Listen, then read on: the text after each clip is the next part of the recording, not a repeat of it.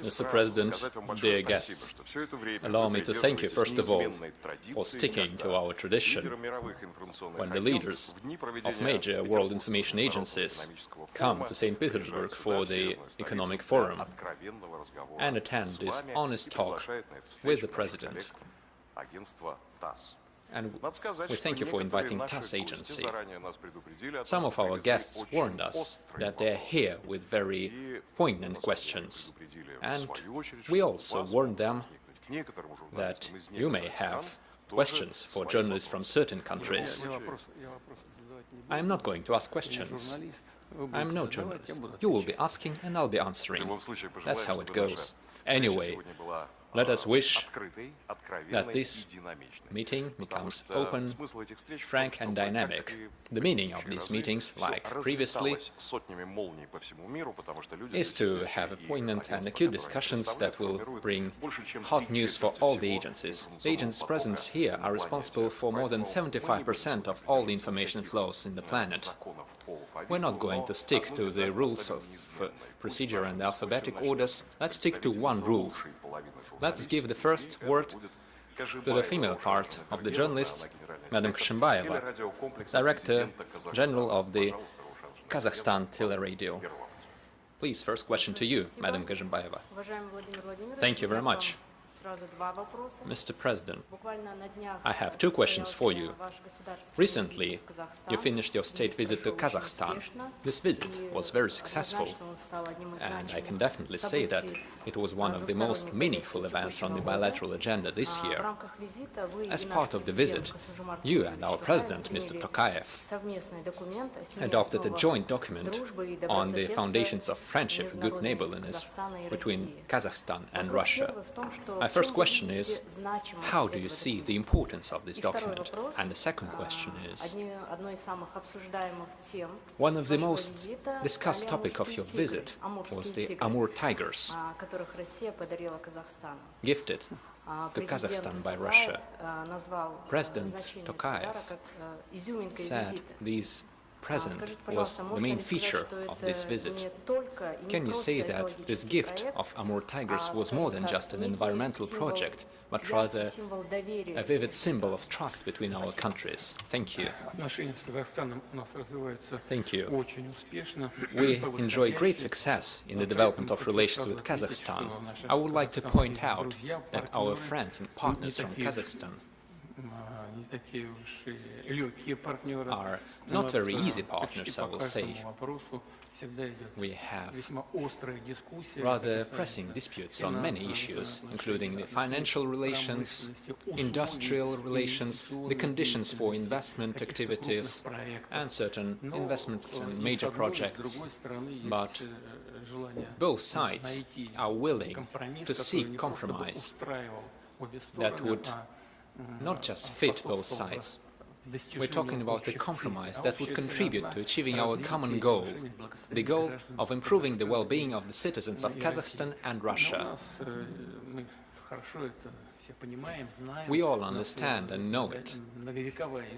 We are linked by many centuries of common history, and we have our well-known advantages that we inherited from the times of old, when we used to be a single state. First of all, this is about cooperation, unified transportation links. And you are asking your question in the Russian language. The language is also an important factor of our relations, and in certain cases it also gains an economic dimension. We understand each other perfectly, we speak the same language, and there is a great interest in continuing to build upon the advantages of our educational systems. We see that the level of educational system in Kazakhstan is growing. We see new trends in the educational field in the Russian Federation. You may remember that together with the President of Kazakhstan, we attended the opening of the serious educational cluster. It is a renowned system that offers good ways of finding and supporting talented kids. And Kazakhstan surely has a lot of talented children. The main goal is finding them and supporting them. This is one of the areas of our cooperation with Kazakhstan. The energy field is also important, as well as industry and space cooperation. And we also have another major project related to the construction of a nuclear power plant in Kazakhstan. Let me note that Kazakhstan is a country with vast natural resources. They are highly demanded all across the world. Primarily, we are talking about fuel for nuclear power plants. We cooperate in this domain with Kazakhstan, and we enjoy successful cooperation. I am sure that using our own natural resources and using our joint capacity, Kazakhstan will achieve great success, solving numerous challenges in the area of energy in order to diversify its energy resources. Up to 20% of the resources of Kazakhstan and up to 20% of the energy, electrical energy, will be produced by Kazakhstan using nuclear power. We will continue mining uranium. The fact that we will construct a nuclear power plant in Kazakhstan is not as important. The more important fact is that we will create an entirely new industry. This will require professional training and organizing joint production. We will work on it together, and this is a very important area both for us and for Kazakhstan. We will also continue cooperation in the area of outer space and in industry. We will keep strengthening humanitarian links. As I said, education plays an important role. There is a great number of Kazakh students in Russia, and we are grateful to the President of Kazakhstan for initiating the establishment of international structures to support the Russian language. I believe that this is a forward-looking initiative meant to preserve our relations and keep building up upon them in all the areas, including the humanitarian area. Speaking of the Amur tigers, this is a natural occasion. We are thinking about the restoration of the environment, of nature, of flora and fauna. We also receive help. For example, Tajikistan gifted us snow leopards. We are thankful for that to our friends from Tajikistan. We have done a lot in order to preserve the population of the Far Eastern tigers. These are the largest tigers, the largest species of tigers in the world. They originate from the Russian Far East. Similar tigers used to live in Kazakhstan. And if we can help our friends in anything, in this case we're helping our friends in Kazakhstan, we will keep providing such help. I've seen it. It was quite impressive. By the way, we were organizing a so-called Tiger Summit. Many countries in the world are concerned with preserving the populations of these wonderful animals. And I hope that our cooperation in this area, as well as other fields related to the environment, are very important. I would like to touch upon a pragmatic issue of the usage of transborder river resources. We have something to discuss here. We're doing a lot in this domain. Rest assured that everything will be implemented. Thank you. Mr. President, to your left, Mr. Huhua, representing the Xinhua agency. You may remember that a few weeks ago he organized an exhibition with TASS agency during a visit to China, and now he is here with his question. Huhua, please.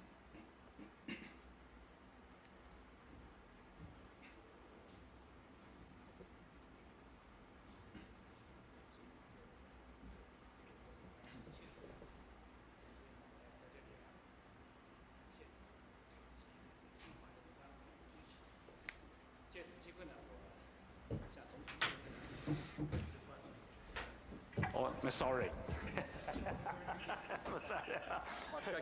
重新开始 ，once again。尊敬的普京总统，那首先祝贺您啊，不久前 Mr. President, 进行了十分成功 Mr. 的 Putin, 访问。I thank you for visiting China. This was a wonderful and successful visit. This year, we organized an important exhibition on the occasion of the anniversary of our information agencies, Xinhua and TASS. I thank you for paying special attention to us. Allow me to use this occasion to ask you a question. In May this year, you paid your 25th visit to China, and together with President Xi, you discussed very important issues relating to our international relations. We have done the counting. Over the past 14 years, you have had over 50 meetings. This is an unprecedented result. We enjoy relations of good neighborliness and friendship. Our relations are at their highest point. I firmly believe that this visit left a deep impression upon you. The close cooperation between Russia and China shows a high level that we have achieved. It was achieved through various means. And how exactly was it achieved is my first question. And the second question is, we published a new declaration, a new joint comprehensive declaration of Russia and China, saying we all stick to the principles of the UN Charter, defending its goals in their entirety. And of course, we defend the global world order. We are the victors of World War II. My question is, how should we defend the historical truth? How should we pass on that truth to future generations while not allowing anyone to distort this historical truth? These are my two questions for you. Thank you. First of all, I would like to thank you for the warm welcome that we enjoyed as we visited Beijing and as we visited the exhibition that you organized together with your colleague, Mr. Kondrashov of TASS. This was a very substantial exhibition, and I thank you for that. Speaking of the results that we have achieved in our cooperation, here's what I would like to point out. In the recent years, especially after the beginning of the events that we're currently witnessing in Ukraine, we keep hearing people say that Russia made a pivot towards Asia, that Russia changed its policy. No, Russia did not change anything. We did not pivot anywhere. The agreement, which laid down the foundations of our cooperation with China, the basic agreement that helped us achieve today's results, the results which are quite impressive, I must say. According to different statistics, we have about $250 billion of trade volume, and we see great diversification. But let me repeat, it all started back in 2001 when we signed the basic agreement. It was back in 2001. We are natural allies and partners. We are neighbors. We share a vast common border. You don't choose your neighbors. This is a thing of history. Throughout centuries and during our interactions, we have elaborated a certain system of principles that we stick to in our relations. It didn't occur today, yesterday, or 5 years ago. We have been working on them throughout centuries. China is rapidly developing. China is getting an increasingly large share in global economy, politics, and international affairs in general. Of course, we have been closely monitoring this progress, and we have been working together, cooperating. 25 years ago, we signed the foundational agreement that laid a good basis and established good fundamental conditions for developing bilateral cooperation across all areas. And now here are the results. In the recent years, we have seen greater economic growth and diversification of the economies of Russia and China. We see new opportunities opening for us in various areas. I'm not going to enumerate all of them, but I will say that, most importantly, in the recent years, we have been paying more and more attention to the matters related to the new economy based on artificial intelligence, digital technology, the biological and genetic achievements, and so on. We have always been cooperating. This isn't a thing of the past 5 years. We have always had cooperation in the military sphere, and we shall continue this cooperation as before. Nothing new has happened here. These are traditions of our relations. Military and technical cooperation are important domains for us. We make new advancements in this area. This isn't something related to the current events that the world is watching, including the events in Ukraine or in the Middle East. This is something that we have been working on. This is a result of our friendship with China. This is not a friendship against someone. This is a friendship that helps us mutually. And I would like to point out the achievements in the area of AI and high-tech. I think this is where the future of our cooperation lies. We always say this when we meet with President Xi, and he calls me his old friend, and I also call him that. This is no exaggeration or figure of speech. We enjoy great trust and confidence. First of all, we are guided by our national interests, the interests of our countries, which coincide in many cases. This serves as a good foundation to make new achievements. This is why I believe that we have laid down good foundations, we have good preconditions for improving relations with China, and I'm sure that all the goals that we set forward during my visit will be achieved fully. Me and President Xi have had an important schedule. We have had many bilateral meetings. Our governments also maintain contacts. Our ministries and agencies maintain regular contacts, as well as our leading businesses, the companies, including those in the energy sphere. In this particular area, I think very soon we will have some pleasant news to announce for the global energy sphere. I'm talking about new agreements between Russia and China. Colleagues, who is going to be next? Vijay Joshi, Director General and Editor-in-Chief of the Press Trust of India. Mr. President, first of all, thank you for this opportunity and for your hospitality.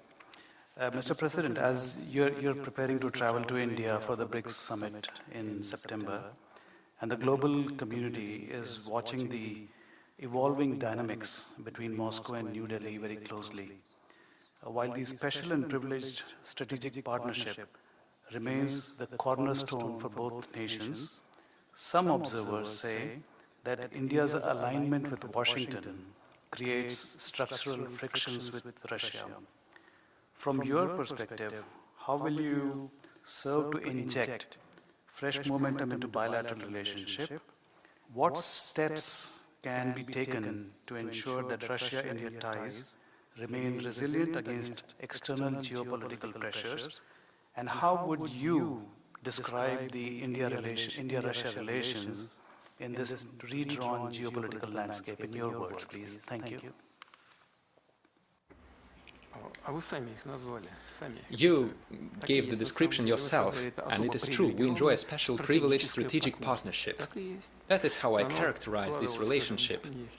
It did not occur yesterday or 1 or 5 years ago.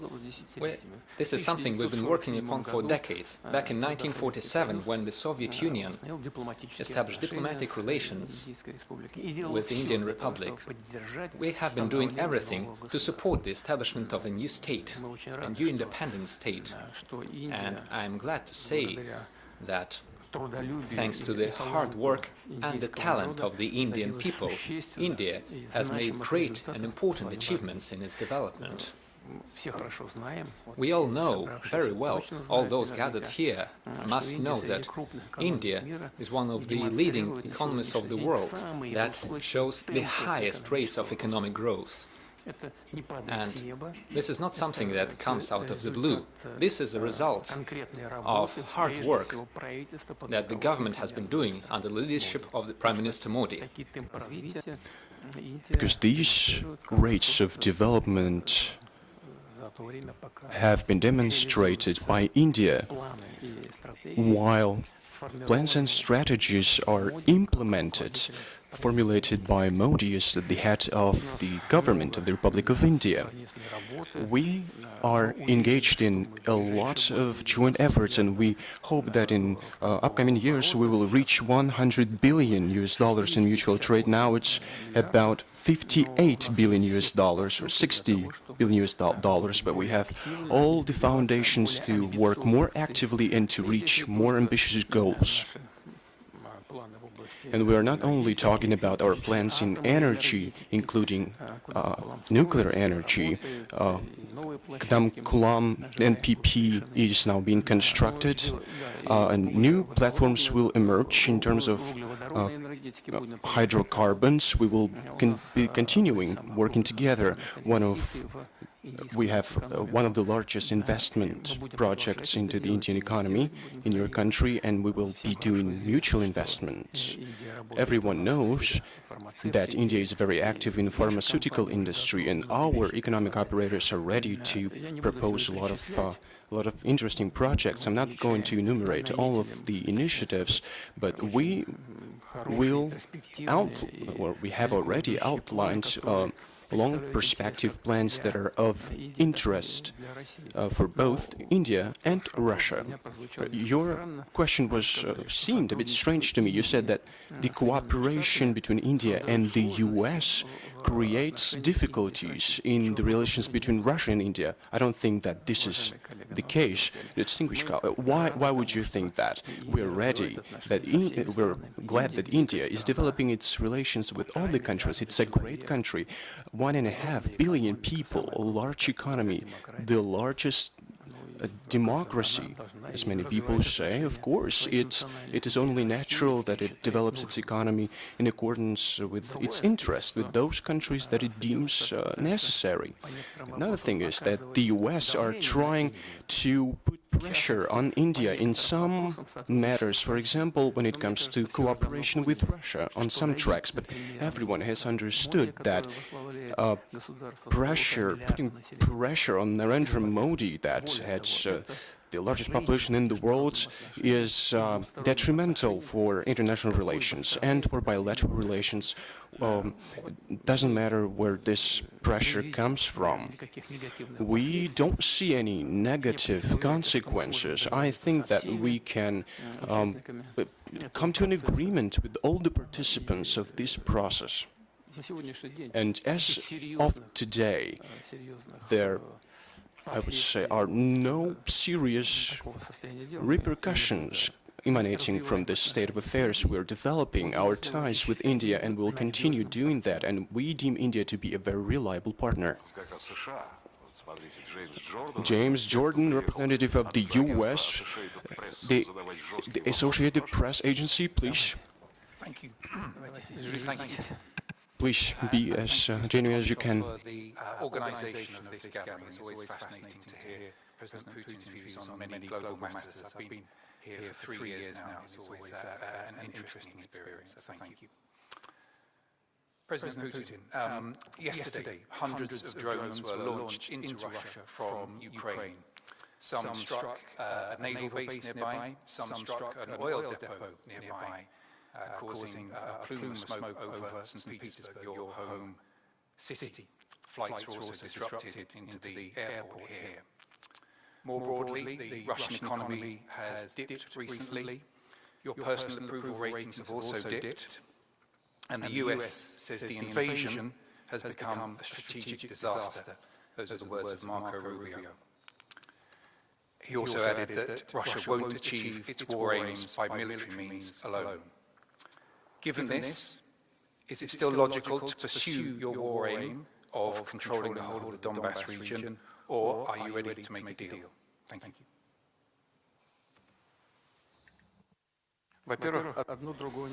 Thank you very much. One thing does not exclude another. We can control the whole Donbass region, and we can strike a deal. One thing does not contradict another. Why would you think that it does? You have referred to a statement of Marco Rubio. He's a very serious partner, and we stay in contact with him. Recently, I think he gave a speech in the Senate or in the Congress. As far as domestic policy issues go, it is a complicated situation. Someone supports him, someone attacks him.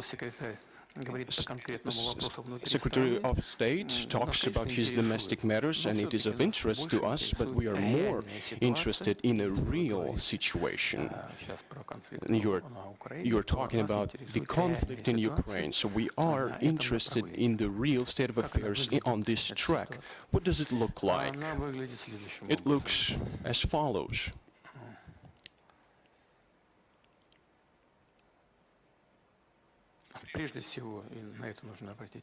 First and foremost, one should pay attention to it. The Russian armed forces are advancing along the whole line of contact. There is no place where we would not be advancing.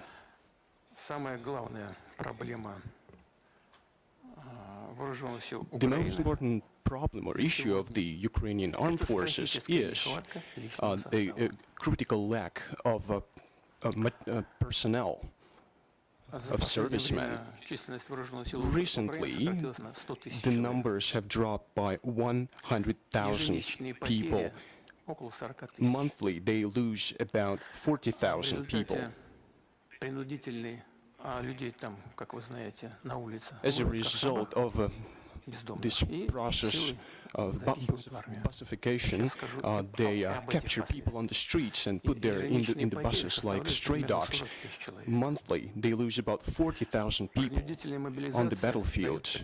The compulsory mobilization gives them about 15,000 to 16,000 people. About 14,000 people come back from hospitals following their injuries. As a result, each month they lose about 10,000 people, plus about 20,000 people are deserters. In this year, so far, the number of deserters has amounted to about 60,000 people.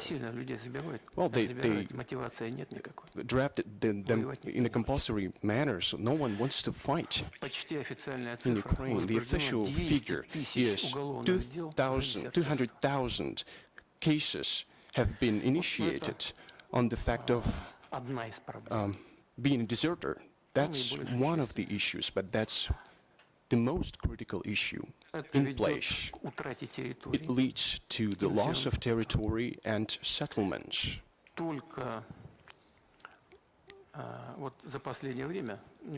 Recently, and I'm not going to give you the exact number of settlements because I'm afraid I can make a mistake, but about 2,440 square meters of territory was captured by the Russian armed forces. We advance on a daily basis.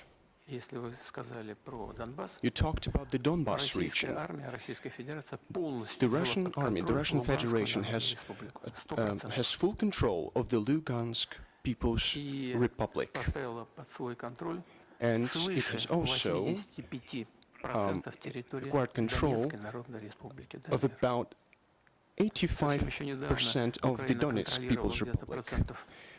Until recently, Ukraine used to control 25% of the territory. Now it controls about less than 15%, 80% of the Zaporozhye region are are under our control, and this process is progressing every day.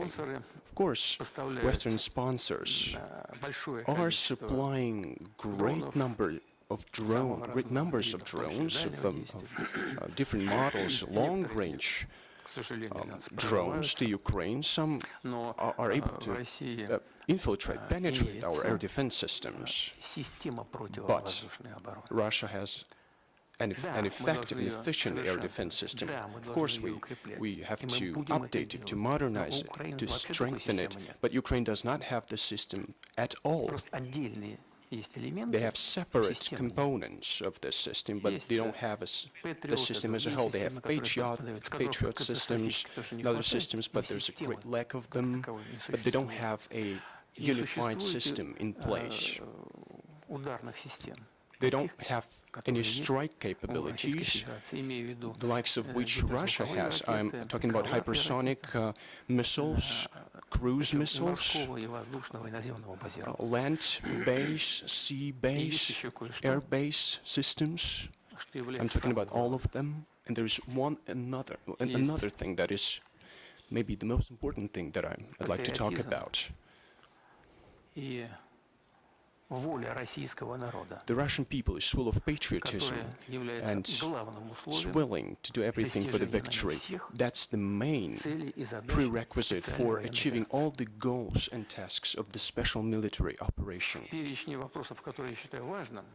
The list of questions that I deem important should include one other thing, one other condition, namely the presence of one's own scientific, military and personnel base for solving all the issues to supply everything that is necessary for the Russian Federation. And this base is being strengthened month in, month out. And of course, it is at the foundation of all those accomplishments that I have just referred to. Therefore, I'd like to sum up what I've been talking about for the last couple of minutes. I'd like to add that there is no doubt that we are ready, that we want to come to an agreement with Ukraine through peaceful means, using the foundation that we discussed with President Trump in Anchorage. Back then,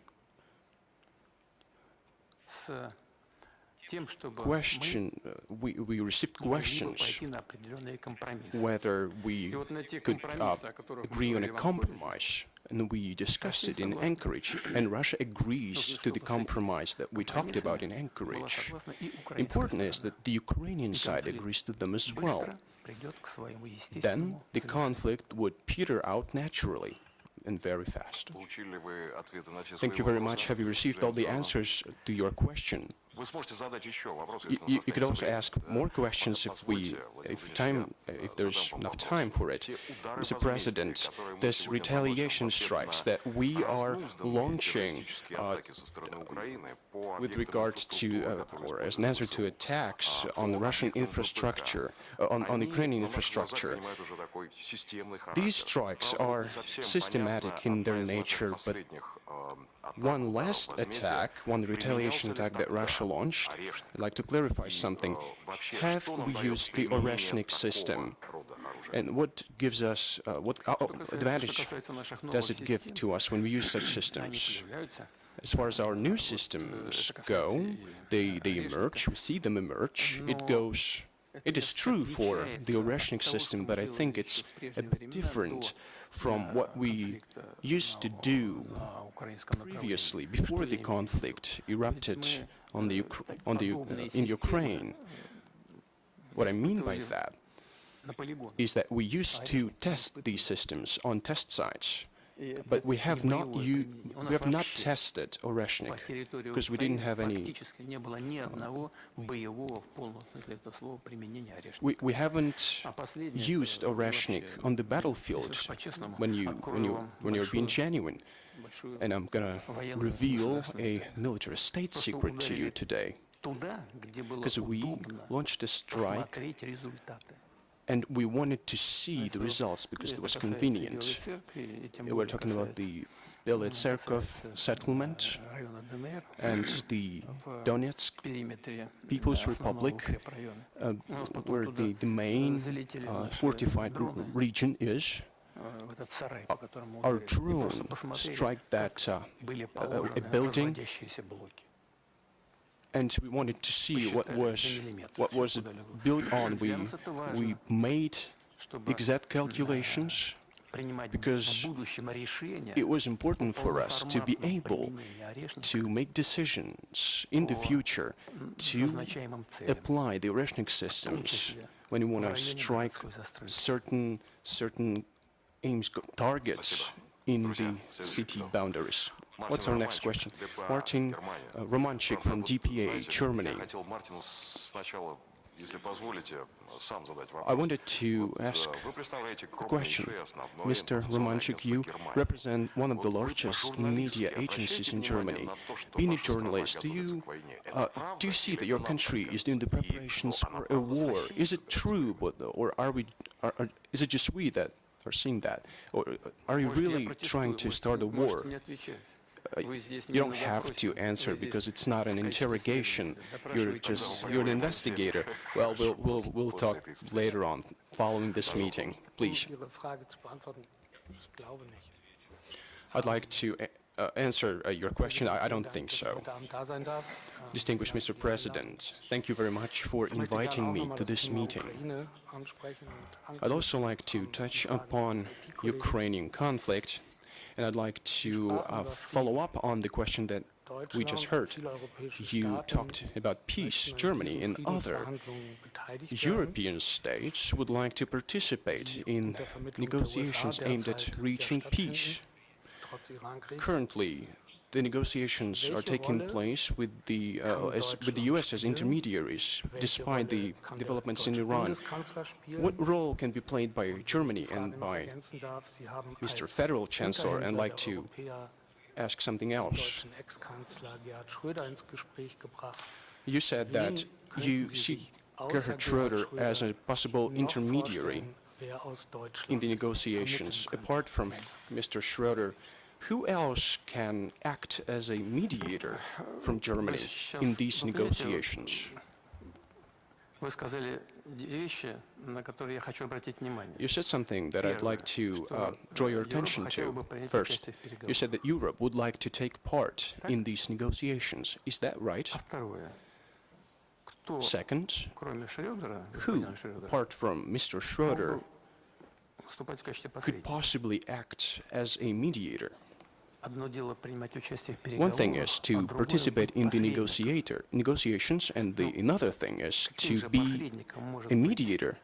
How can the European Union or separate countries of the European Union be a mediator if they directly abet the efforts of the country with which we have an open armed conflict?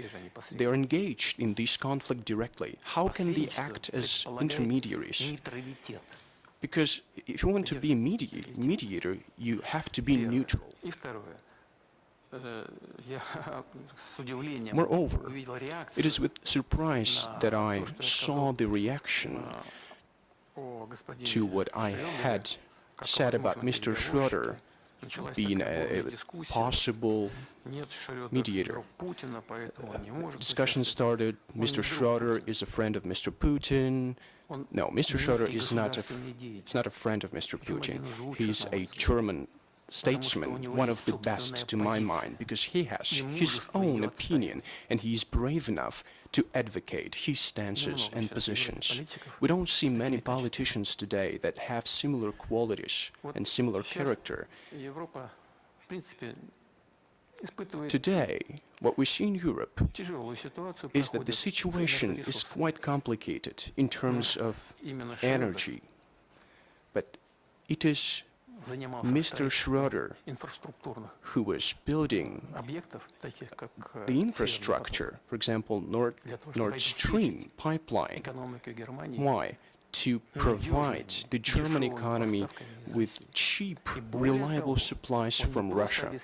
It's more than that. He did not just ensure the supplies, he could provide that economic operators, the economic entities, bear mutual responsibility. We have good relations, that's true, but more important is that he pursues the national goals of his own country, but moreover, you can trust him. That's the main issue, the main essence.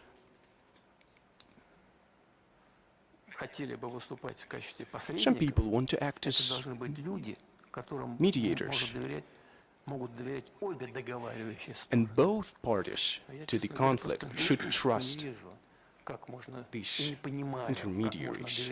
But I do not understand, how can you trust, or how can Russia trust the people that have been repeatedly saying about inflicting a strategic defeat upon Russia?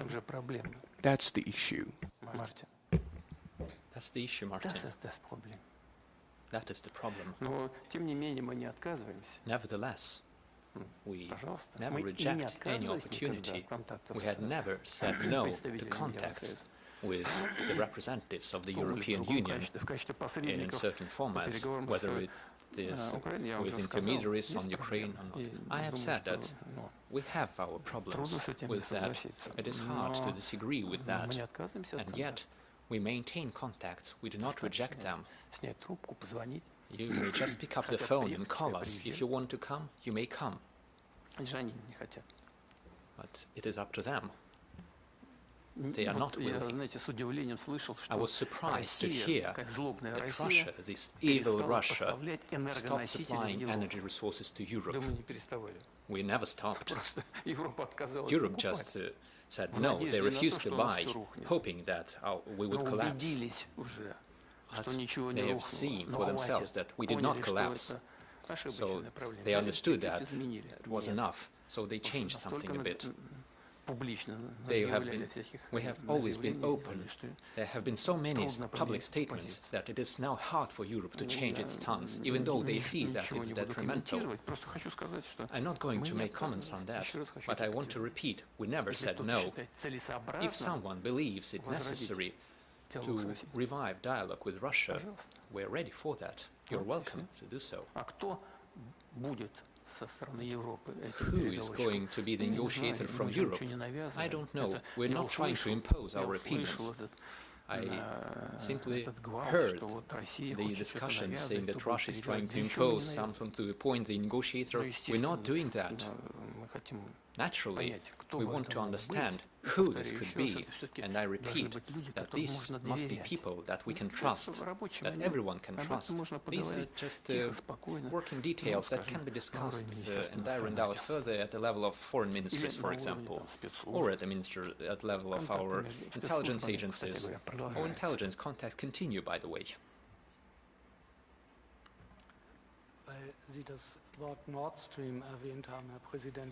You mentioned Nord Stream, Mr. President.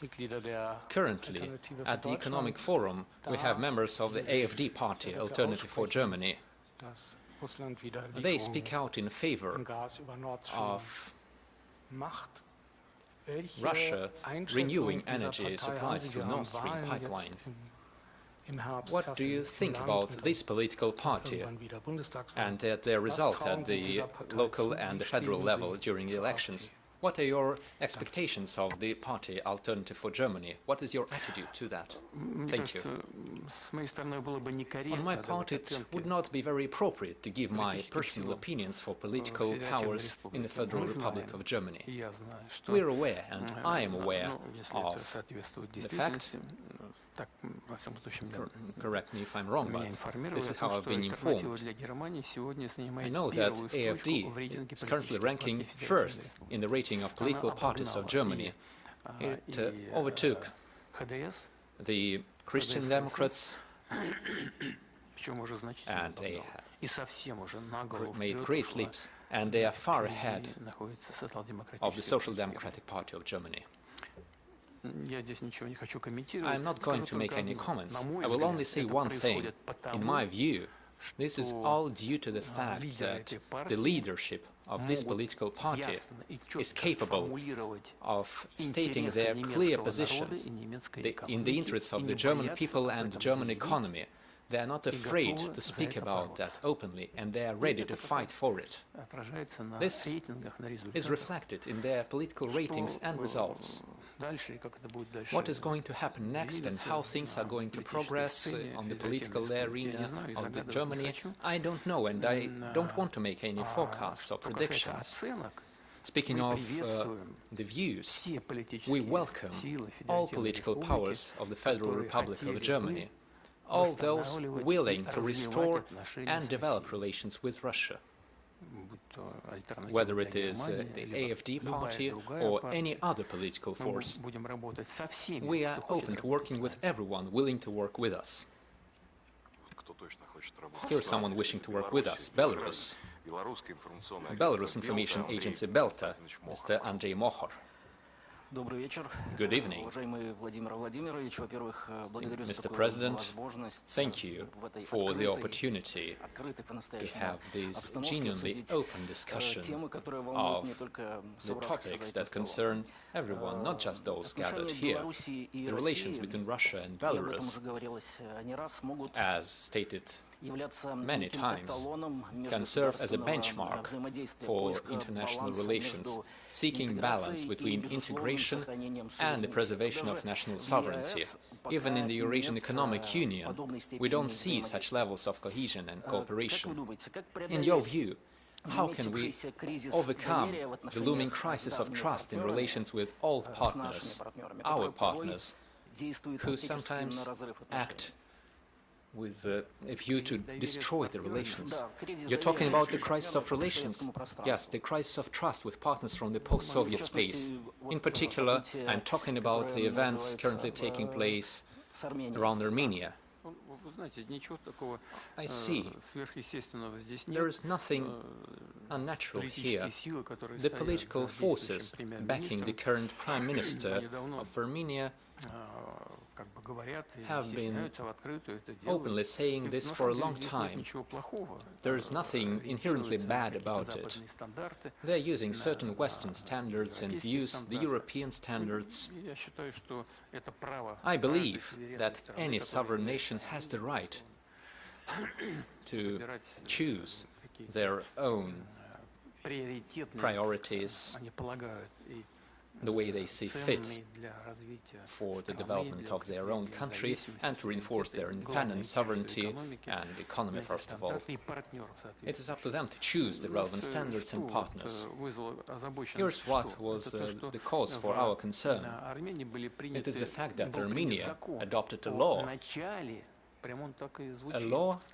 to begin.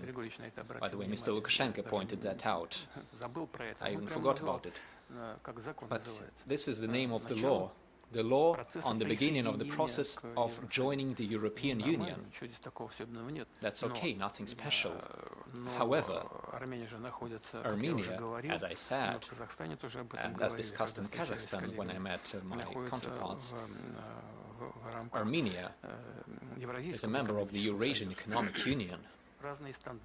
We have our different standards, different technical rules and regulations, different agricultural standards, different transportation and logistics rules. There is a vast number of differences between us.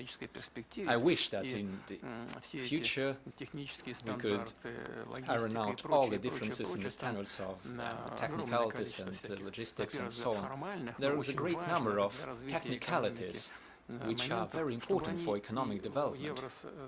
I wish that someday the standards of the European Union and the Eurasian Economic Union could coincide.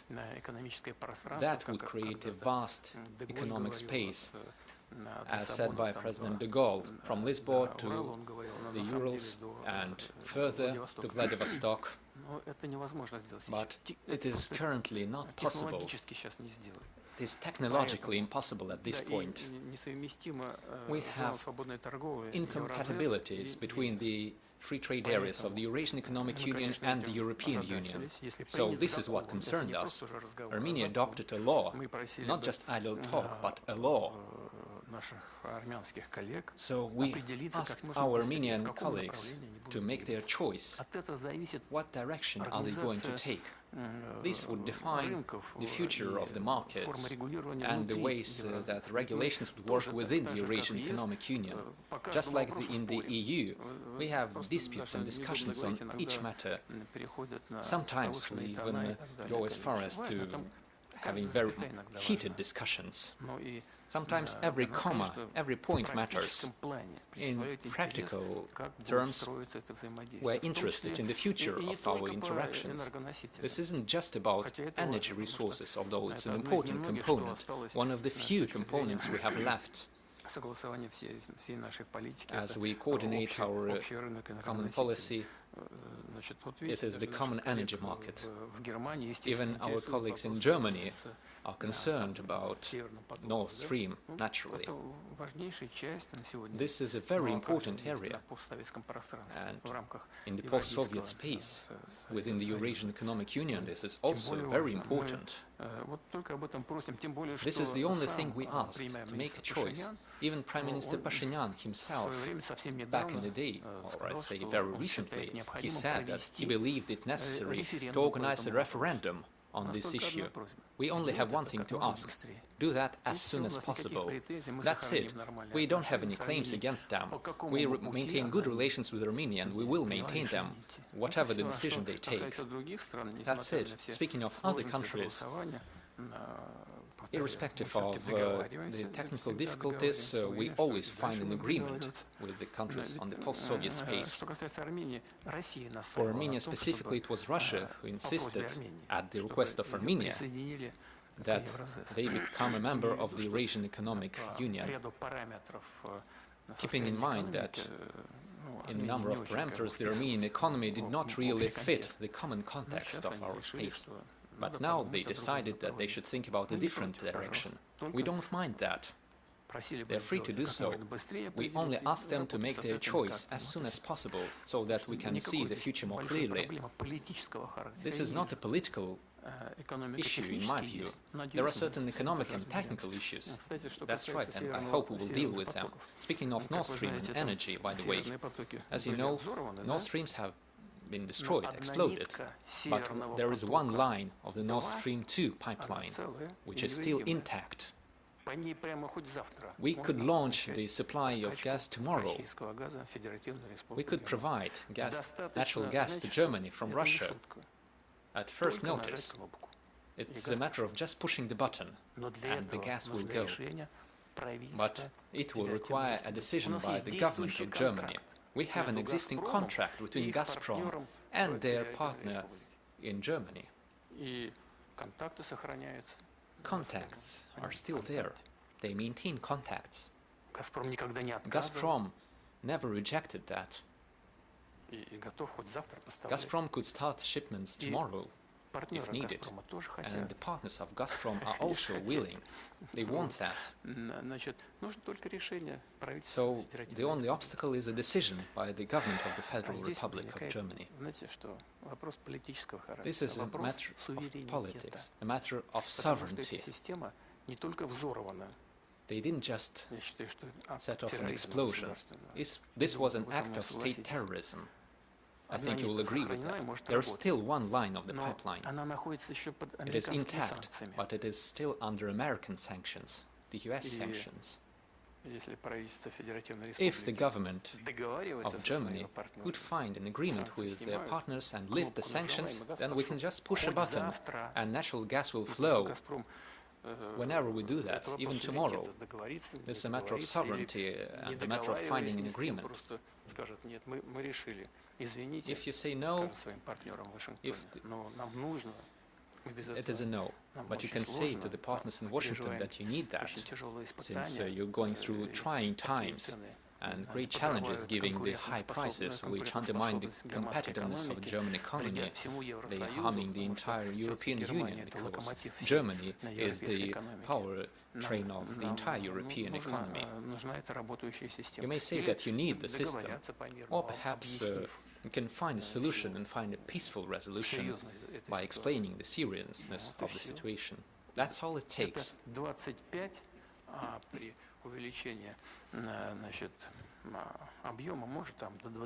It's about 25 to 28 billion cubic meters of natural gas that can be supplied at first notice, even tomorrow. We're on the ready. But Gazprom should receive an answer from the German partners, whether they are going to accept this natural gas or not, because otherwise we will redirect it to other markets, to other partners. We can sell to them. But there is an existing contract, and it is not Gazprom who is not complying with the contract. Gazprom is at the ready. It is the German partners that is not taking the Russian gas, because they have their orders from Brussels and from Berlin not to accept the Russian natural gas.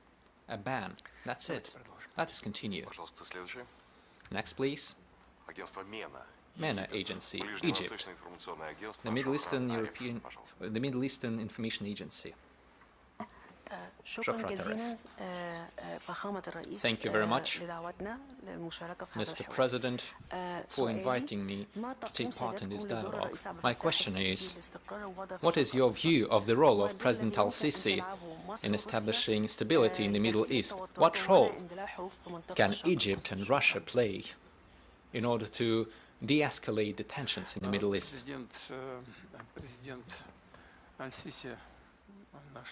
President al-Sisi is our good friend.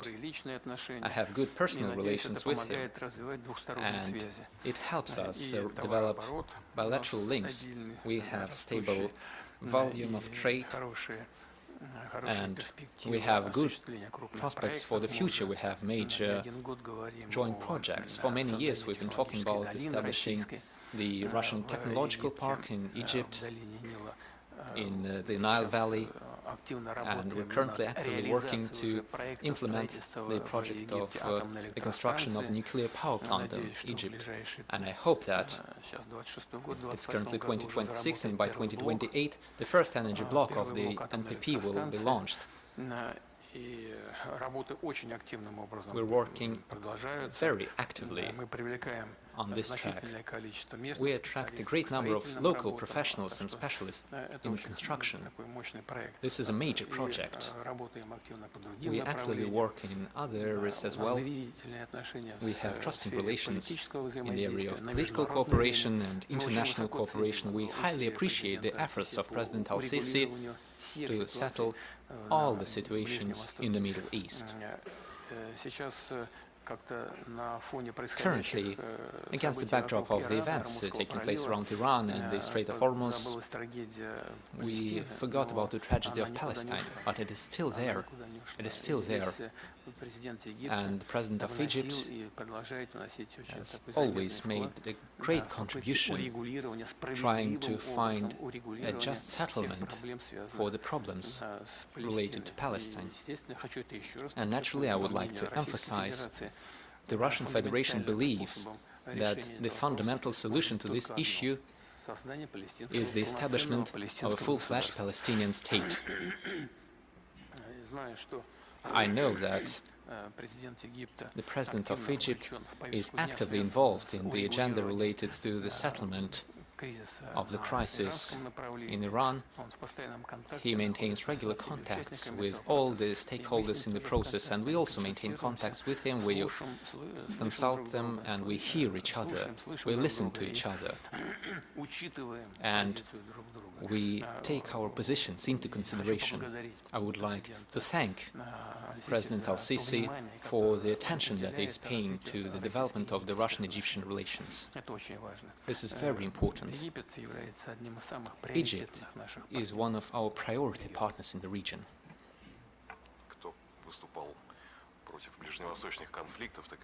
It was Spain who was speaking of Middle Eastern conflicts. We have José Manuel Sanz Mingote of the FA Information Agency, please. Yes, thank you very much. I would like to thank our friends from TASS Agency. Thank you for your hospitality. Mr. President, my question is related to the Ukrainian issue. What is stopping us from achieving long-term peace in Ukraine?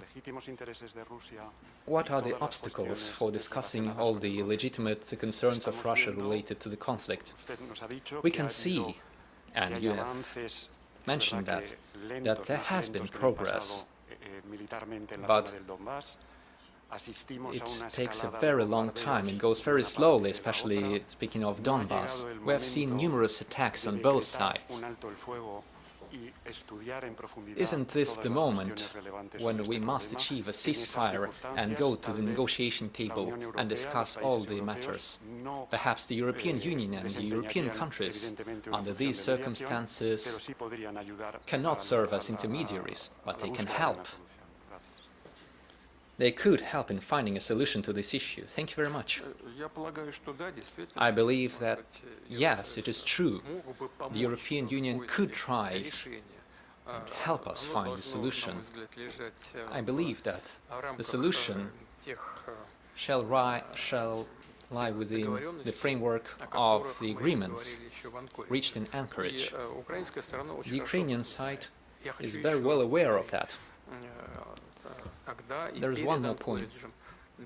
Back then and before Anchorage, Russia was asked whether we were ready to accept a number of compromises. And I remember when I came with a visit to Anchorage, I told President Trump that we were ready, and I gave him the details about the agreements and these compromises that we could reach. They should be accepted by the Ukrainian side. That's what is important. But you have to take into account the domestic policy situation. I don't think that Kiev is ready for it.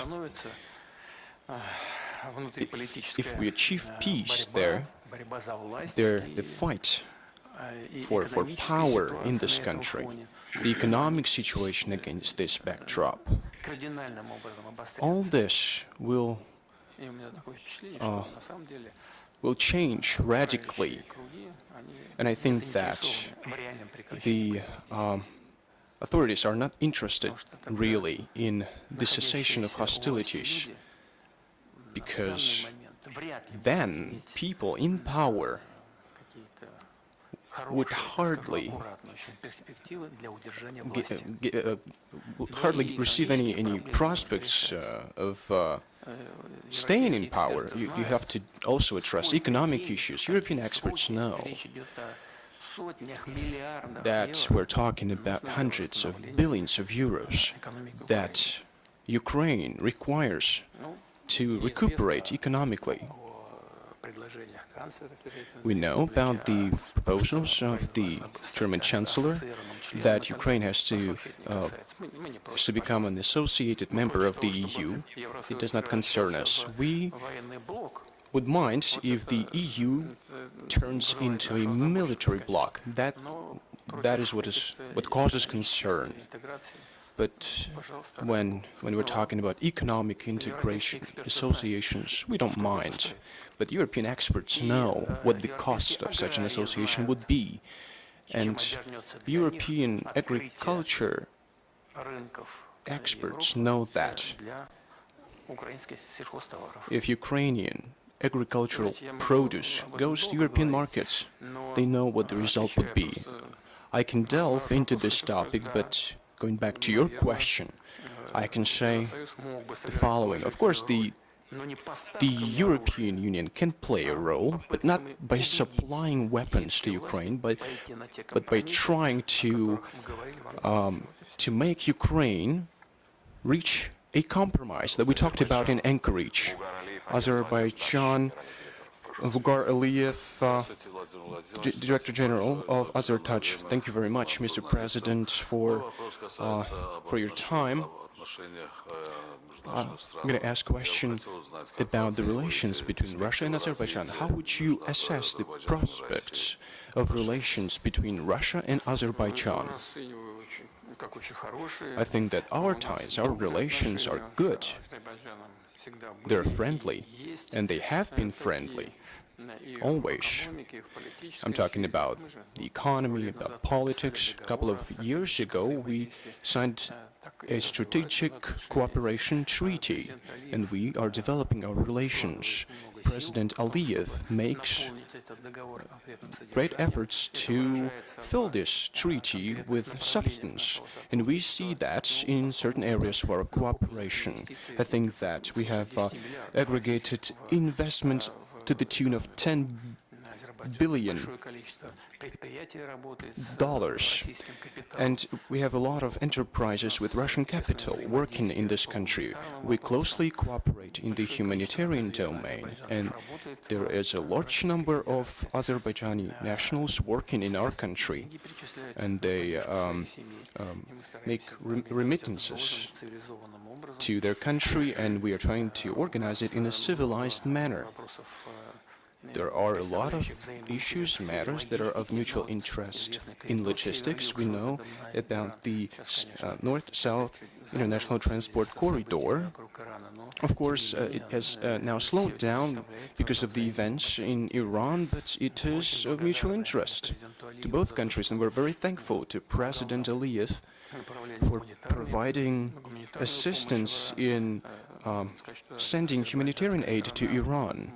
The Azerbaijani side has demonstrated its efficiency in this regard and responded to our requests.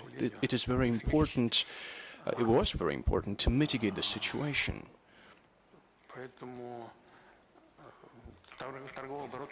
Our trade turnover is on the rise.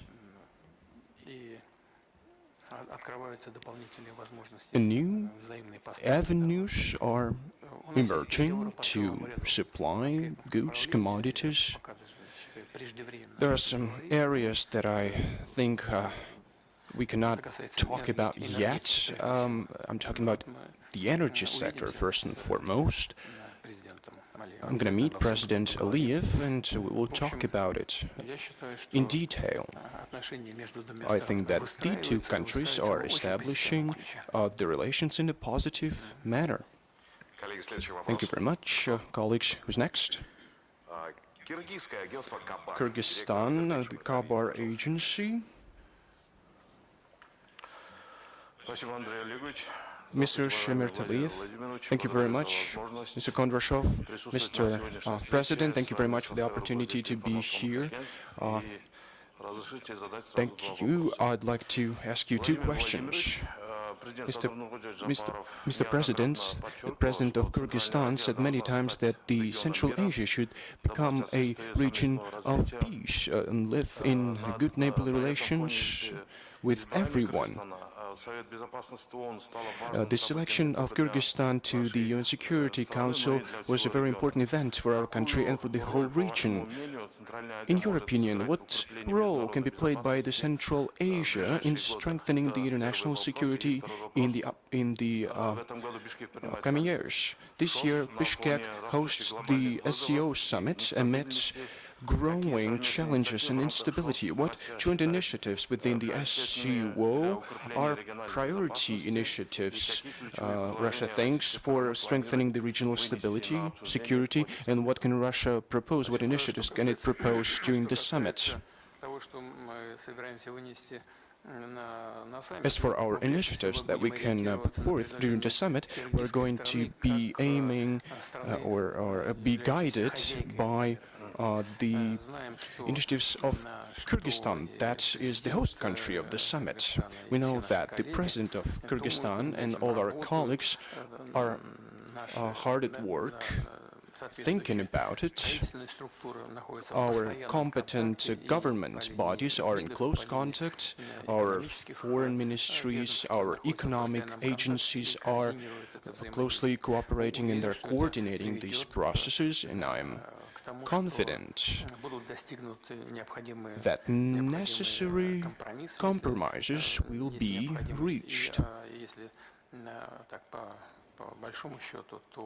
Generally speaking, we hope that it's not going to be about words only, but there will be progress. The association was first established as a tool for addressing border areas issues between the People's Republic of China and the former Soviet republics bordering with China. But I think it's now made up of 27 countries. It's a very serious association. We are engaged in serious efforts aimed at economic integration. Maybe not everyone has noticed it, and it is an important factor in regional affairs. 27 countries, just think about it. It's a very serious matter. Important is that the Central Asia, with all its resources, with its vast territories, with the growing populations, the Central Asia increasingly attracts the attention of the international community because, first and foremost, it has a vast economic potential, and everything that is now being done within the organization will of course be of interest to both Russia and our partners. And we wish every success to our Kyrgyz friends, and we will be doing everything in our power to make our contribution to make this summit take place successfully. France and Great Britain. Let's start with France. The France press main managing editor, Pierre, please, you have the floor. Good evening, Mr. President. I have a short question with regard to Ukraine. Mr. Zelensky, the economy is going to touch upon it. We see that there are certain difficulties because military expenditures have grown because of the special military operation. Is it possible that the Russian economy will withstand these difficulties? My second question is about Mr. Zelensky.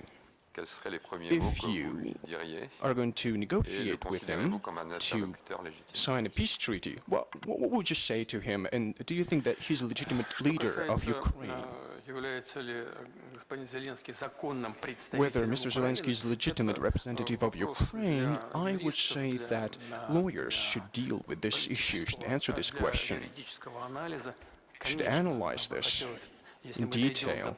Of course, if we reach this stage of signing documents, it's not our whim. You understand? Any country in our position should sign documents of this kind.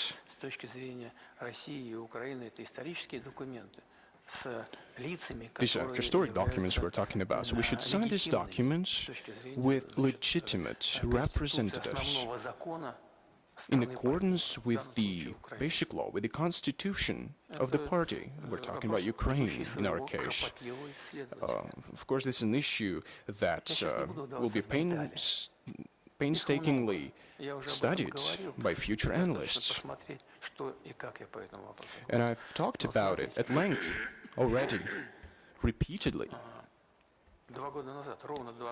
2 years exactly to the day, in 2024, the mandate of Mr. Zelensky expired.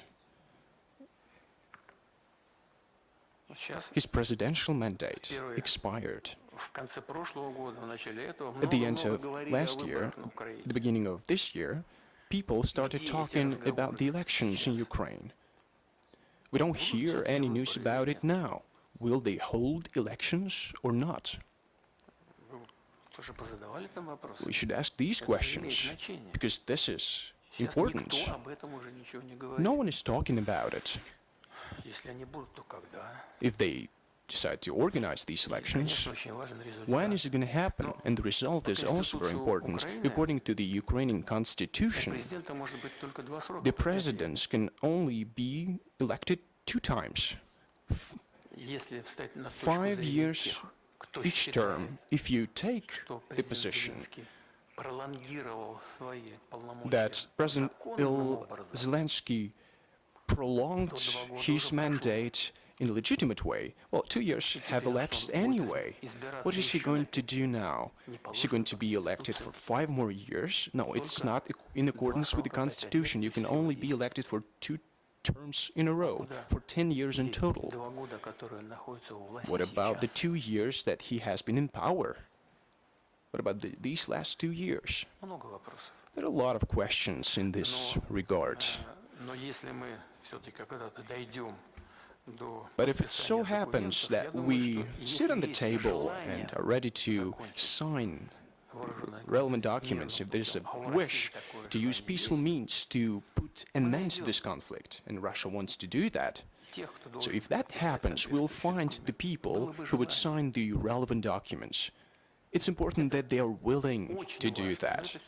It is very important, but it's a question for the lawyers.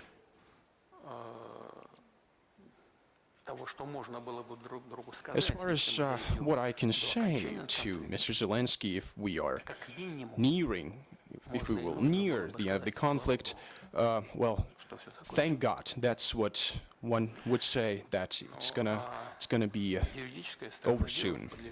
But of course, lawyers should research it carefully, painstakingly.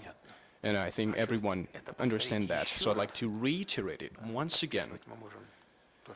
We can sign these documents only with the people who undoubtedly are legitimate for signing such documents. There are a lot of options.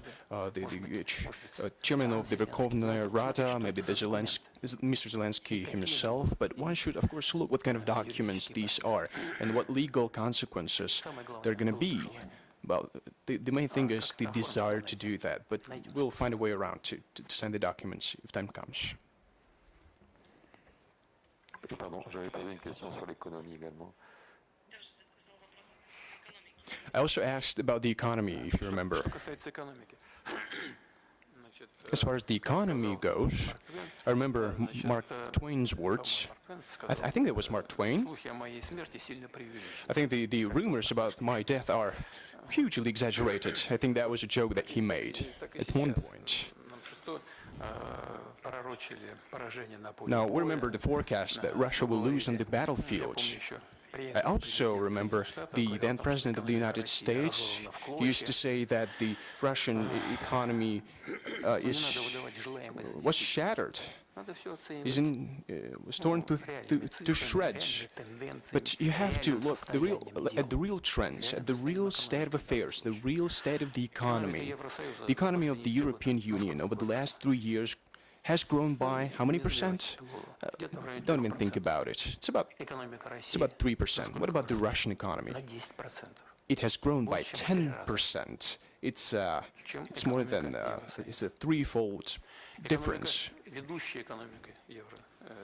The leading economies, Germany, for example, less than 1%.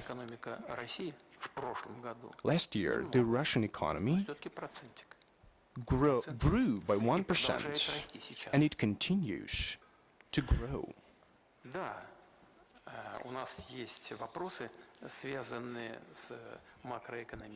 Of course, we have some issues when it comes to macroeconomy. Rising inflation, for example. The financial authorities, the central bank, have made decisions, harsh decisions, to suppress the growth in inflation, to reinvigorate the economic indicators. Those were hard decisions to make. For example, increasing the key interest rate. But these measures bear fruit. Year on year, if we take April, for example, our economy, not fully, but it is moving toward its target indicators, 5.4%. That is the indicator. I think it's a good result already. At the same time, our industry is also showing good results. It is growing. The livelihoods of people are also on the rise. We're talking about 28% growth in livelihoods, thanks to the real growth of salaries. We're talking about 25% growth in real salaries. We are satisfying all the social needs of the Russian citizens. We are increasing the pensions, social benefits, minimum wages,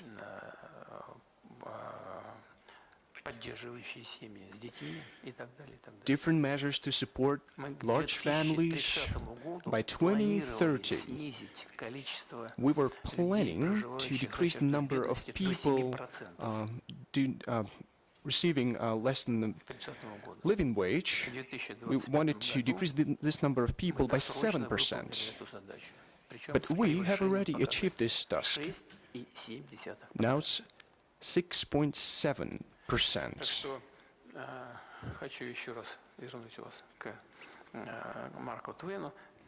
So, remember I was talking about the quote of Mark Twain, but we see the events, the measures taken by our financial and economic authorities, they bear fruit, but the central bank has increased the key interest rate. Now it has reduced this key rate down to 14.5%. Many people think that it is not enough and we should keep reducing the rate. I'm not going to comment on it because it's going to take a lot of time. I'm always listening to this discussion between the economic bloc of the government and the central bank. But we are achieving results, and we deliberately made that, understanding, mindful of the fact that the volumes of investment, the capital would reduce with such high interest rates. Of course, we will see a decrease of investments, but we did that deliberately. We tried to cool down the economy. One could say that we cooled it too much, or one could say that we didn't do enough, but these were deliberate steps.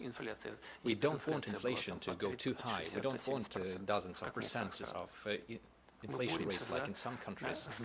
We don't want hyperinflation. We are fighting for the health of the Russian economy. And I would like to draw your attention to another important fact. The national debt, the state debt is 15.6% of our GDP. What about France? They have over 100%, 112% to be more specific, more or less. So we have 15.6%. All of these gives us reasons to believe that we are on the right track, and we feel confident. Reuters agency, United Kingdom.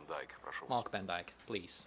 Thanks, Mr. President. I've got two questions. The first is on Ukraine. How you rate President Trump's performance in trying to end the conflict in Ukraine, whether he's become distracted by the Iran war, and indeed whether he miscalculated there, perhaps at the cost of pushing forward talks over Ukraine. My second question is about your own political future, Mr. President. You've been running the country now, been in power for 26 years, and whether you plan to stay in office until 2036, I think under the Constitution. And if you don't mind me saying, you look quite fit, whether you feel you have the stamina and the health to go the distance to 2036. Thank you.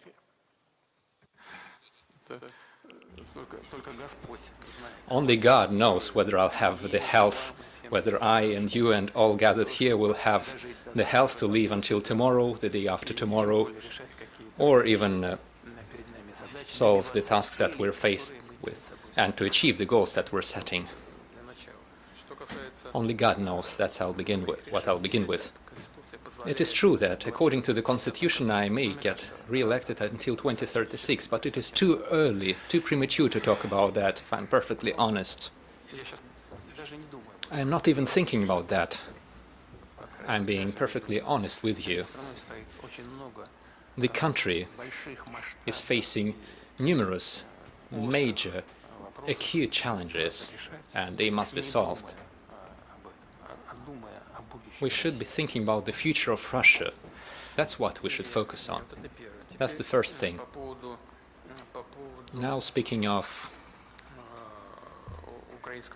the Ukrainian track and speaking of what was done by the President of the United States in his attempts to settle the conflict, I already said, and I believe that there's nothing bad in repeating this. I think that President Trump is sincerely trying to settle the crisis in Ukraine.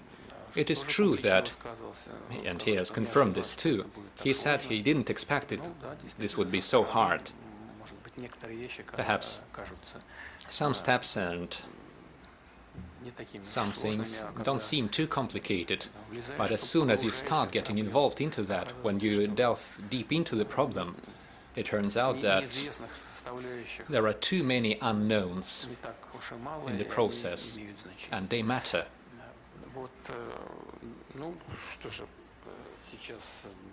So now we are faced with an acute issue of settling another crisis, the Iranian crisis. Naturally, we all see this and we understand that the US administration is distracted. They are forced to tackle this issue now, since the crisis in Ukraine is a local crisis, first and foremost. Unfortunately, the European countries and the European states don't see it that way and try to give it a global meaning. However, the crisis around Iran is definitely global. Take a look at how the closure of the Strait of Hormuz affected the global economy. That's it. And naturally, the US administration is focusing more on that. However, the proposals that have been made by President Trump, as I said previously, could serve as a foundation for a peace deal. So, answering your question, whether the US administration is doing the right thing or not, I think yes, they are on the right track, and the proposals made by the Americans require compromises. And this would serve as a compromise for both parties, for Russia as well. And we agreed to those proposals. It is now up to Ukraine to accept that, and we need to convince them. But I believe that these proposals could serve as a foundation of a peace deal between Russia and Ukraine, and could put an end to this conflict. Sorry, just one follow-up question on Iran. Do you think Russia could play a role in terms of settling that dispute, in particular in relation to the highly enriched uranium?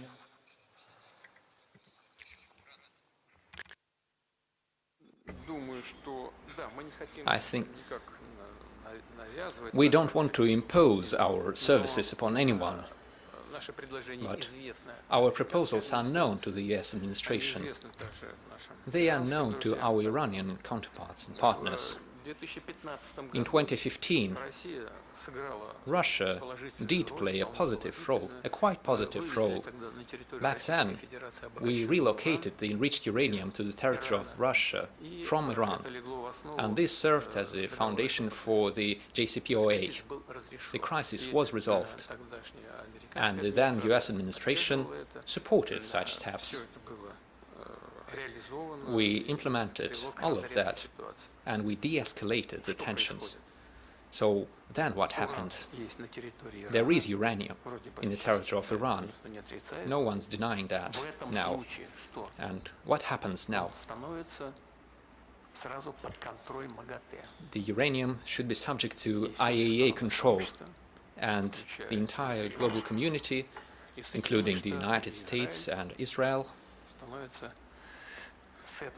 from this moment on become part of the process of eliminating the highly enriched uranium, because this is under their control.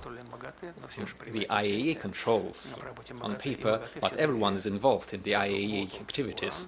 So we have the uranium. Here is the uranium, here is the volume, here is the quantity, here is the control regime, and here is the enrichment process. We have such capacity now too. We could do that and reduce the enrichment rate. But it is up to all the parties to take a decision. If they are willing to find a solution, we can do that. We did that before, and we are ready to do this now. We have good, trusting relations with Iran. This is a friendly state for us. As you know, we are carrying out the Bushehr construction project. We constructed a nuclear power block and we continue the construction work. I believe that the Iranian leadership and the people of Iran trust us. They fully trust us. By the way, in the future, this uranium could be used, well, when we reduce the enrichment, this uranium could be used for peaceful purposes, for the nuclear power and other nuclear projects in Iran, under the IAEA control. At least this is one of the ways of finding a solution. And in this sense, Iran, I think, could be satisfied with this solution. And all the other stakeholders, if they have any suspicions, they should also be satisfied with such a resolution. We would present the uranium, it would be openly and transparently relocated and put under control. Then there would be no issue, as I see it. I could be misguided, but I don't see what could be the problem here. Moreover, so originally, this wasn't this year, but originally everyone agreed with this plan. But then the position started to harden, and we said, all right, if you say no, we won't impose ourselves.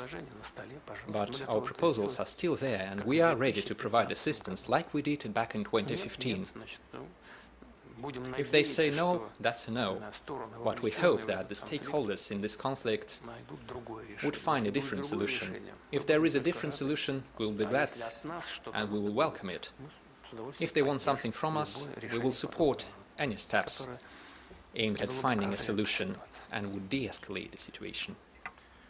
Mr. President, we've been working for 90 minutes. We could go on for 20 minutes.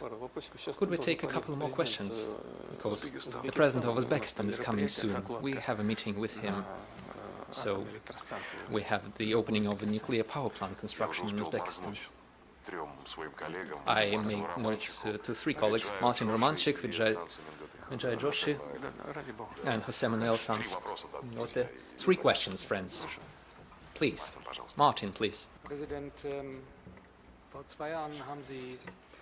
Mr. President, 2 years ago,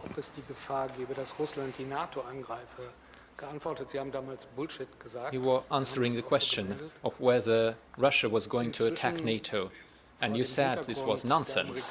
At least that's how it was reported. But now, even the American plans not to deploy intermediate and long-range distance missiles in Germany, and given the emergence of new details regarding the United States relocating its troops from Europe to Asian countries, given all that, there is still talk of Russia possibly attacking the territory of NATO in the future. What do you think about such statements? One should just ask themselves. Each and everyone thinking of this should ask themselves, why? Why should Russia do that? The conflict in Ukraine was originated in the coup d'etat in Ukraine and the suppression of all things Russian in Ukraine. The suppression of the major part of the population of Ukraine that did not accept the coup d'etat. This is a Russian-speaking country. Even the so-called nationalists in Ukraine mostly speak Russian at home. But that's not the thing. The thing is, The coup d'etat was followed by domestic events in Ukraine. And at the end of the day, I will not go into detail about the Minsk agreements and so on, but in the end we were forced to support a part of the people of Ukraine living in the territories that did not accept that coup d'etat. They were trying to get these territories involved into NATO.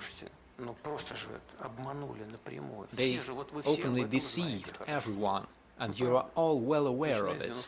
Starting from 1991, they were saying there would be not a step to the east by NATO. It was said by a Secretary General, and it was said by a citizen of Germany. I can't remember the name now, but he used to be Secretary General of NATO. All right, but what does Europe have to do with this? What's the point for us? What is the reason to attack Europe for Russia and to wage war against NATO? This is nonsense. It's more than nonsense. This is a deliberate provocation.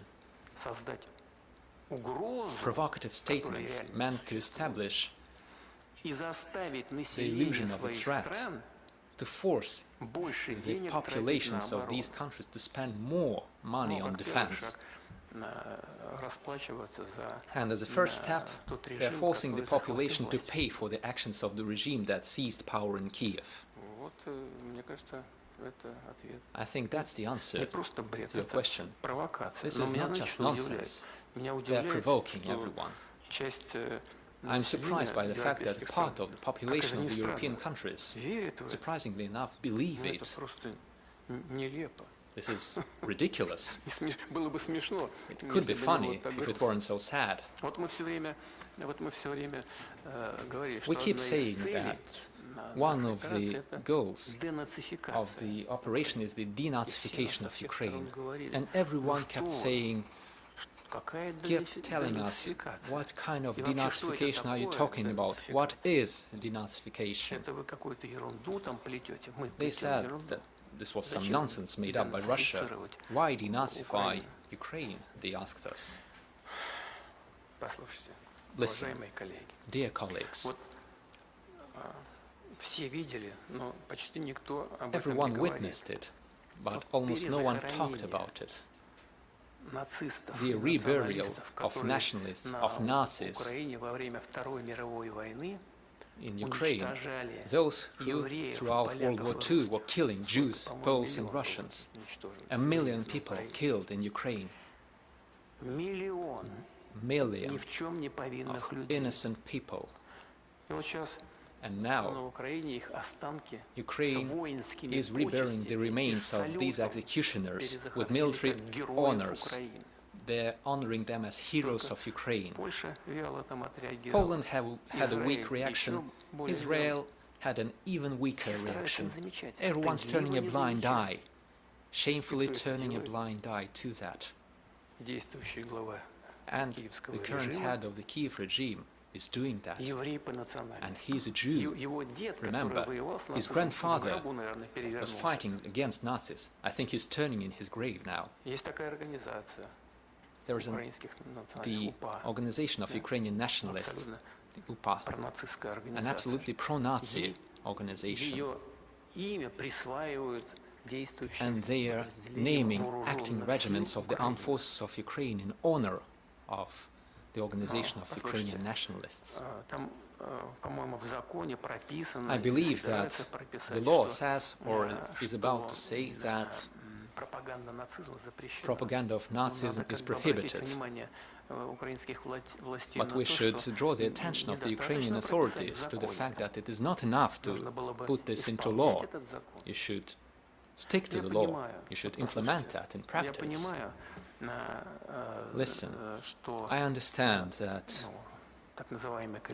the so-called collective West is not willing to see a stronger Russia. They want to use Ukraine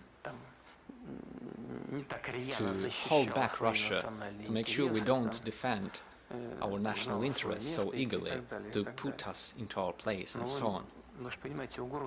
But you must understand, the threat that the revival of Nazism poses for everyone. The weapons from Ukraine are crawling all over the world. That's a fact. We have flourishing corruption in Ukraine all throughout the system, deeply rooted in the country. But we see the revival of Nazism too. What will we do about it? The colleagues are saying that Ukraine should be part of the European Union or an associated member of the EU or have a different status. All right, they are free to do that. But we have the facts. Something that happened just a few days ago, the reburial of one of the Nazis in Ukraine. He personally killed Roma, Jews, Poles, Russians, million people. These people are reburied with military honors and deadly silence everywhere. I understand that they want to use everything in the fight against Russia. Some countries want to. But this is a threat for everyone. Remember that.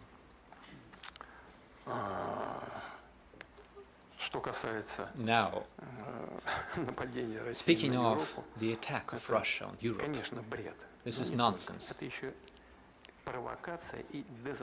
This is a way of provoking and fooling your own population to get more finances, to get more money for the fight against Russia, to secure the funds for the militarization of their economies. Mr. President, earlier in the interaction you spoke about Russia's relations with China. You said it was not born yesterday, it has grown over, fostered over centuries. India has a similar relationship with China, but probably of a different nature. It's a difficult relationship. At the same time, India has a difficult relationship on its western border with Pakistan. I think you see where I'm going with this. Pakistan today is held by China in military terms. About 80% of Pakistan's military hardware is of Chinese origin. China is also supplying technology, advanced technology to Pakistan, intelligence and military hardware. So this is causing some concern in India. You have very good relations with both China and Pakistan. Is there anything you would like to do at all in ensuring that India's security interests are not compromised? And a related question to that is that I just heard today that the S-400's latest battalion has been delivered to India. A fifth one remains. What is the advanced technology that the 5th battalion will include? And if you can give maybe a definitive timeline on the joint development of Su-57 stealth fighter and the delivery of the Akula class nuclear submarine. Thank you.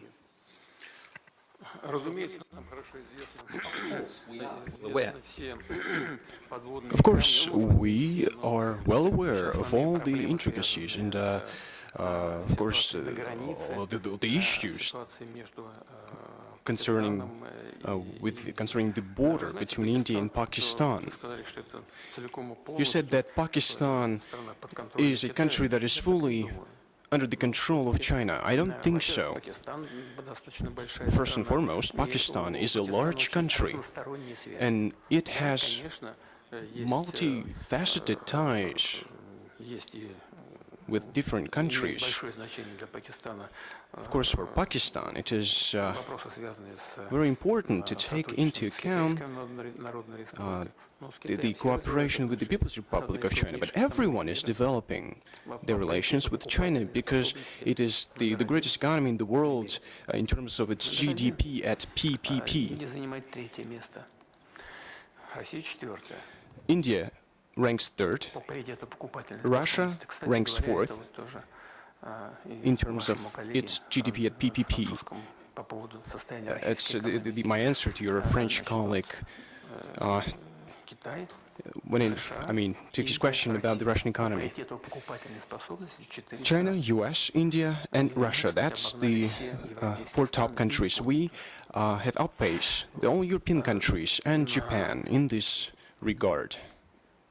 Вмешиваться в такие тонкие отношения These are delicate, multifaceted relations between India and China, and interfering into them, it's not a good idea. Of course, we interact with our friends in both India and China. I'd like to point out the following. I'm not going to delve into details because this would not be appropriate, but I can tell you with certainty that President Xi and Prime Minister Modi are both trying to resolve all the issues that are of mutual interest, including when it comes to the relations on the border. And I don't have any doubts when it comes to this. As for Russia, we have our own relations with China, with India. You've talked about it. And believe you me, it's no one holds any grudges here. For decades, we have been establishing these relations, and it was happening naturally. The relations between Russia and India do not disturb China. Our relations with China do not disturb India. They do not interfere. But this linkage between the three countries helps everyone. Take BRICS, for example. Do you know where it all started? It all started here, in the city of St. Petersburg. At one point, I suggested that leaders of India, China, and your humble servant meet here, and that's how Russia, India, China was established. We had things to talk about, to agree upon. That's exactly what we started doing later on. Then we were joined by Brazil, because Brazil wanted to take part in this three-country format. Then the South Africa joined. We got BRICS. We continue to expand. When we meet, we talk, we come to an agreement. We don't have any issues in our cooperation, either with India or China. We know that we have a multifaceted cooperation in military technical cooperation. We cooperate with India in terms of advanced armaments. You know, the mid-range BrahMos missile, both land and sea-based BrahMos missiles. As far as Su-57 goes, at one point we proposed to our Indian friends to work together on this technology. It's the 5th generation technology. I think it's the best in the world as of now. But back then our Indian friends said, do it on your own and then we will see, maybe we'll join. You know, this aircraft could have been our joint project. We built it independently, but we are ready to work with India in this field to supply these aircraft, to keep developing it. We don't have any issues with it, any limitations. Same goes for air defense systems. But when you start talking about air defense systems,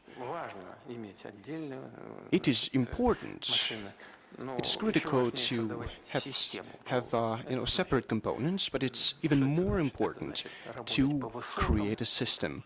You have to take into account different altitudes, slowly and fast-moving targets. You have to also take into account that there should be one information system that would be working in real time. It's a high-end task. a complicated task. Now we are working on updating this system. Of course, we still have issues that remain, that have to be solved, but it is unique expertise that no other country does. We do have this expertise, and we're ready to share this technology with our Chinese friends, with our Indian friends, and that's what we are doing. And we will keep working in this regard. APT agency, please. Yes, thank you very much. I would like to ask a short question. Am I right to understand your answer to the question, are you denying that military hostilities should stop before talks would start? And the second question is concerning Latin America. Throughout the recent months, did you have any contacts with the United States regarding the Cuban issue and what happened in Venezuela? Did you discuss the capture of President Nicolas Maduro? What does Russia say about it? Speaking of the contacts on Cuba, I will tell you directly, a direct answer to your direct question. You asked whether we discussed this with the American administration. Yes, we did. I don't want to make any further comments on that, because we did not send our oil tanker to Cuba. Cuba is a friendly state for us. Throughout decades, we have enjoyed good friendly relations. The US administration is well aware of that. Our contacts with Cuba continue. Now, speaking of stopping the hostilities as a precondition for talks, there is no need to stop hostilities to start the talks. No need. We did have talks already, and hostilities continued as we were having these talks. Here's the issue. Let us be honest and frank. I have already said that there are fundamental factors to the conflict. I talked about it when I answered the question from the American colleague. There is a number of conditions that we're talking about. The Russian forces are on the offensive. Every day, if you look carefully at the events, you will see that the Russian armed forces are taking more and more localities and territories under their own control. 2,500 square kilometers recently have been taken under control of the Russian army. 2,440,000 square kilometers. Under these conditions, Ukraine would prefer that we stop the offensive. Take a look at the Zaporozhye region. We take 1.2 or 1.3 square kilometers every day, or 800 square meters. We go deeper along the front line. Of course we want to stop that, but it would be better to stop the war itself, accepting the compromises that were discussed in Anchorage. That's the better option. Please. Thank you, Mr. President. Just a follow-up question to Russia's relationship with its European neighbours. Associated Press reporting has tracked 191 instances of malign or illegal activity across Europe since 2022. Western officials attribute these to Russia and its proxies, and they include... Are you talking about Russia's actions in the territory of European countries? Correct. Russia and its proxies. These actions include sabotage, attempted assassination, cyber attacks, and influence operations. Western officials say this is just the tip of the iceberg, and these are the ones that have been tracked or proven. Does this mean that Russia is already waging a war against the West, and does it not risk escalation? This does not mean anything. This only means one thing. This only means that certain political figures in the West and Western European countries are trying to enact aggressive plans against the Russian Federation.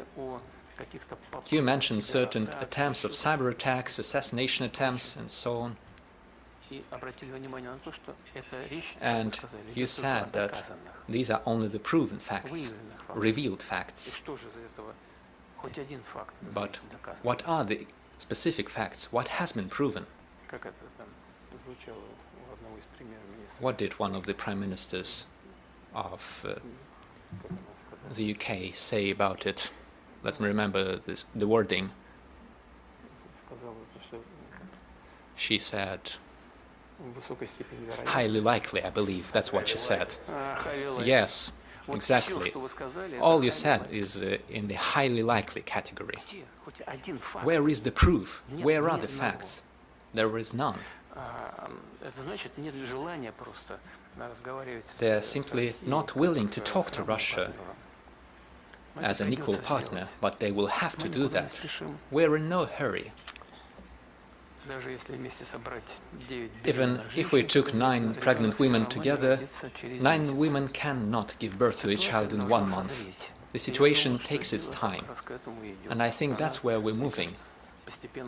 I think the situation is maturing slowly, but we're getting there. We are ready. We should stop the mutual accusations. If there is a will on the European side to work with us,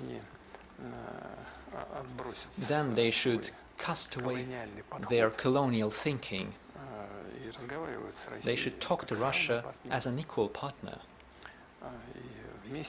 And together we shall seek options for finding solutions, complicated solutions for complex issues that have to be resolved in the interests of Russia and the European partners. We are ready for it.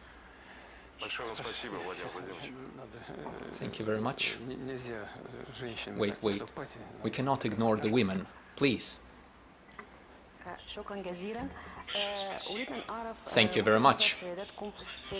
I would like to learn your point of view regarding the energy crisis as a consequence of the Iranian crisis, and what is the future of this crisis.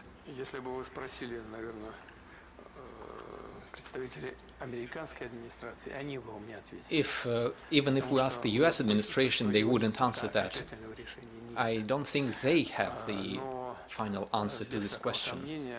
But there is no doubt that the people of Iran has proven that its interests should be taken into account as such crises are resolved. The people of Iran have shown cohesion and their will to fight. This is a factor that undoubtedly should be taken into account as we find a solution to this crisis. Naturally, this is a politically complicated situation for us, given the fact that over the past decades we have established very good neighborly and friendly relations with the Arab countries and the countries of the Persian Gulf. We maintain contacts with our Iranian friends, and we have always emphasized throughout these contacts, from the very beginning, we have been saying,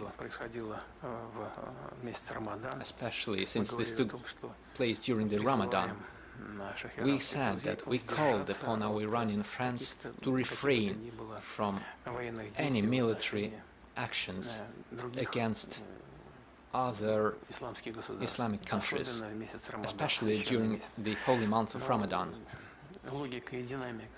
However, the logic and the dynamics of the events were different. We believe that the efforts of the US administration and the efforts of President Trump and the consistent position of the Iranian spiritual leader aimed at defending the national interests of his country and aimed at seeking compromise. And we do see that both sides are seeking such compromises. And so we hope that this would end up in a positive result.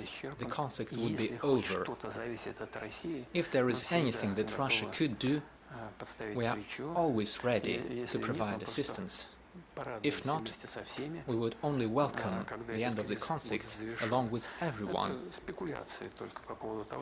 These are mere speculations, saying that Russia is presumably the only stakeholder and the only beneficiary from the rising prices of energy resources. It is true, the prices are rising. We see that and we understand it. However, to a certain extent, our companies do benefit from that. But this is only temporary and short-lived. We are seeking long-term, stable relations with everyone based on mutual interests. And in this case, our interest is ending the conflict as soon as possible. We welcome the fact that, despite certain difficulties, a ceasefire has been established, a certain truce, and we do everything we can to assist in resolving the conflict in general. We maintain contacts with all our friends. Let me repeat, we will do everything we can, and if needed, we will provide our assistance in order to end the conflict. That's it. Thank you very much. Thank you very much, Mr. President. Thank you for this open and frank talk. I wish you all the success.